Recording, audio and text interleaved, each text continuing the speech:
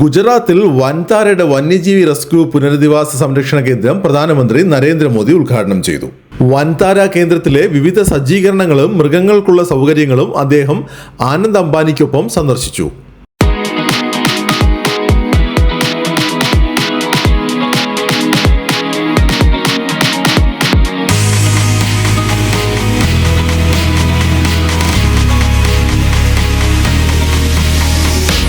കേന്ദ്രത്തിൽ പുനരധിവസിപ്പിച്ചിരിക്കുന്ന വിവിധ ഇനം മൃഗങ്ങളെ തൊട്ടും തലോടിയും പ്രധാനമന്ത്രി ഒട്ടേറെ സമയം ഇവിടെ ചിലവഴിച്ചു.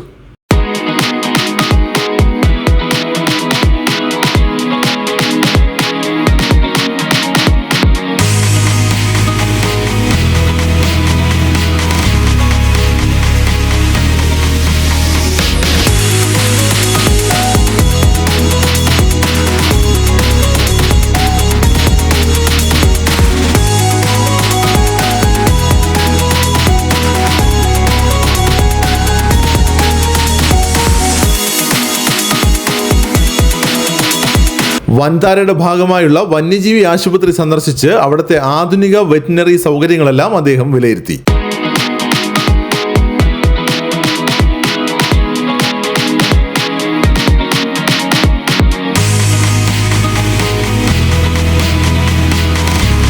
MRI, CT സ്കാനുകൾ, ICUകൾ ഉൾപ്പെടെയുള്ള സൗകര്യങ്ങൾ, wild life anaesthesia, cardiology, nephrology, endoscopy, dentistry, internal medicine തുടങ്ങിയ നിരവധി ഡിപ്പാർട്ട്മെന്റുകൾ പ്രധാനമന്ത്രി സന്ദർശിച്ചു.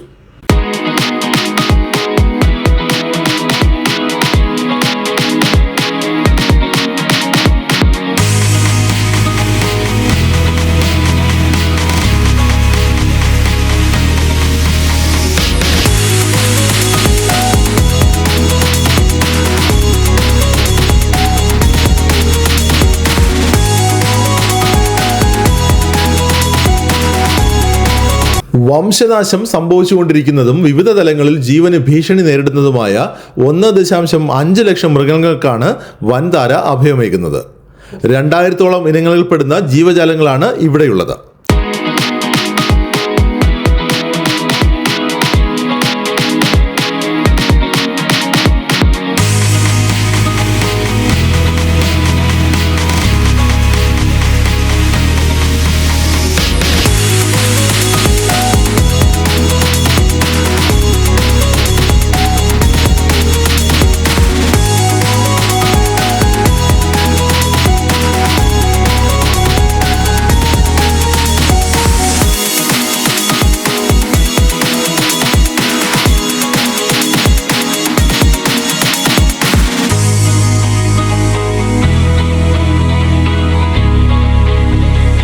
ആശുപത്രിയിലെ MRI റൂം സന്ദർശിച്ച പ്രധാനമന്ത്രിക്ക് സ്കാനിങ്ങിന് വിധേയമായി കൊണ്ടിരിക്കുന്ന ഒരു ഏഷ്യൻ സിംഹത്തെ കാണാനും സാധിച്ചു.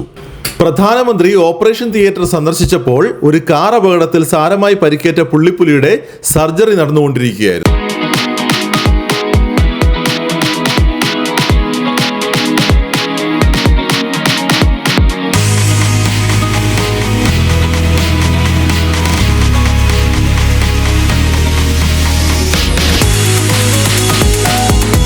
Asiatic lion cubs, white lion cub, clouded leopard cub തുടങ്ങി വളരെ അപൂർവവും വംശനാശ ഭീഷണി നേരിടുന്നതുമായ സ്പീഷീസിൽപ്പെട്ട മൃഗങ്ങളുമായി പ്രധാനമന്ത്രി സമയം ചിലവഴിച്ചു.